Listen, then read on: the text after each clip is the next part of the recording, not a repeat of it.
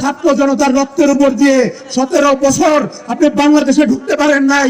সুন্দর সমৃদ্ধ বাংলাদেশ হতে হবে এই কথা বইলে আপনি বাংলাদেশে আসছেন। ছাত্র জনতার রক্তের উপর দিয়ে 17 বছর আপনি বাংলাদেশে ঢুকতে পারেন নাই।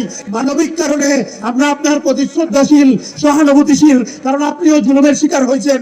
কিন্তু 17 বছর জুলুমের শিকার হয়ে আপনি যদি নতুন করে জুলুম করতে চান, মানুষ কোন জালিমের দ্বারাও জুলুমের শিকার হইতে চায় না, কোন মজলুমের দ্বারাও আর জুলুমের শিকার হইতে চায় না। আমরা চাইবো একটা সুন্দর বাংলাদেশ গড়ার লক্ষ্যে সঠিক পথে আসুন, জনগণের কাছে জবাবদিহিতা করেন, দলীয়করণ বন্ধ করেন, জনগণের গ্যাস, বিদ্যুৎ, জ্বালানির সমস্যা সমাধান করেন, এই চাঁদাবাজি, দুর্নীতিবাজি বন্ধ করেন, একটা সুন্দর বাংলাদেশের পথে যাত্রা শুরু করেন। এইটা যদি করতে পারেন তাহলে বাংলাদেশের রাজনীতি সুন্দর হবে, আমরাও আপনাদের সহযোগিতা করতে পারবো।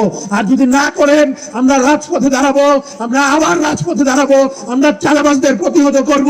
সেই ক্ষেত্রে কয়েকজন আলিফের চোখ আপনারা তুলে নিতে পারেন, আমরা আবারও দেখতে চাই।